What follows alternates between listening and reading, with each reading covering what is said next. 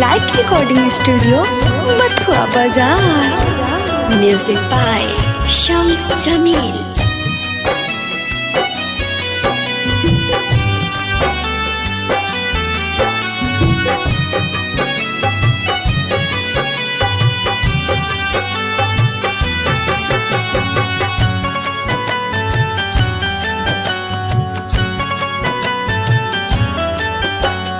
परवरदिगार आलम, परवरदिगार आलम, परवरदिगार आलम, बस इतने तू करम कर दा, मजहब में बैर ना रहे, इतने तू रहम कर दा, मजहब में बैर ना रहे, इतने तू रहम कर दा।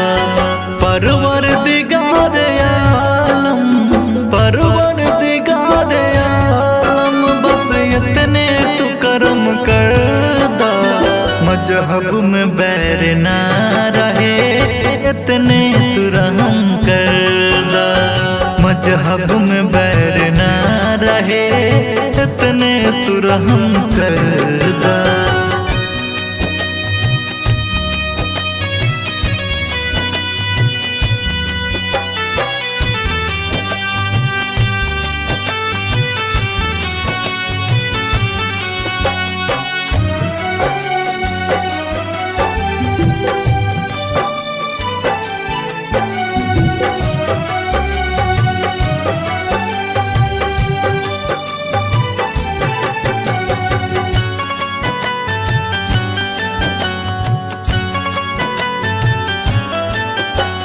हिंदुस्तान के माटी में अब खून ना बहे, हिंदू संगे मुसलमान भी मिलजुल के साथ रहे।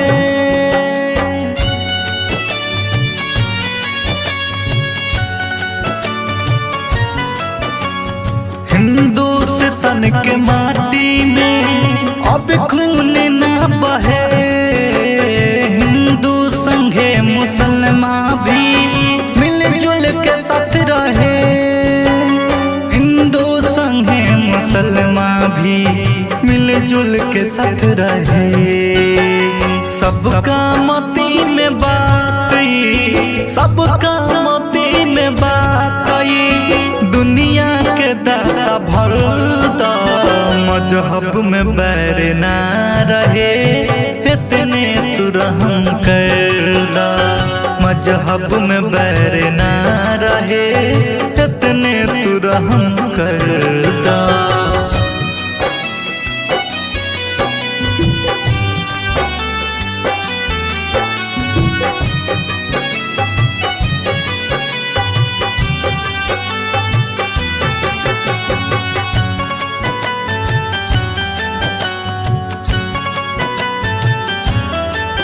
इंसान ही इंसान के दुश्मन हो गइल बा, माफी दया भुला के सब लालच में खो गइल बा।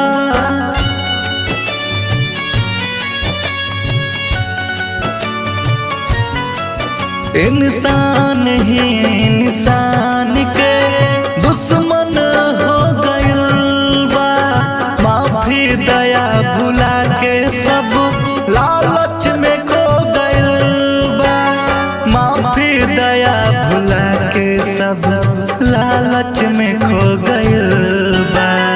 इंसानियत के भाव तू, इंसानियत के भाव तू, दिलवा में सबका भर दा, मजहब में बैर ना रहे, इतने तू रहम कर दा, मजहब में बैर ना रहे, इतने तू रहम कर दा।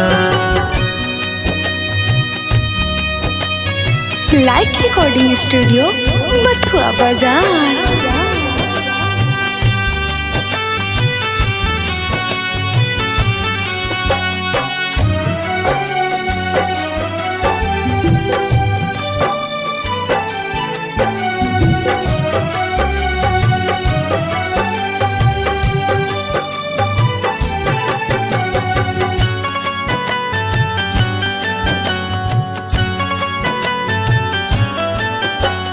करला दुआ कबूल खुदा बेटवा आशीष राज के पिंकू बाबा के तनी का सुन लो तू आवाज के।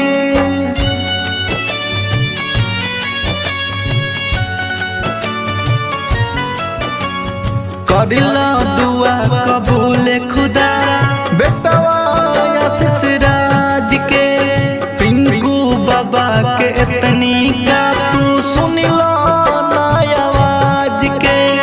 पिंकू बाबा या अजहर के तू सुन लो तनिका आवाज के। सबका में प्रेम भाईचारा, सबका में प्रेम भाईचारा, सबका में तू संवरदा। मजहब में बैर ना रहे इतने तू रहम करदा। मजहब में बैर ना रहे इतने तू रहम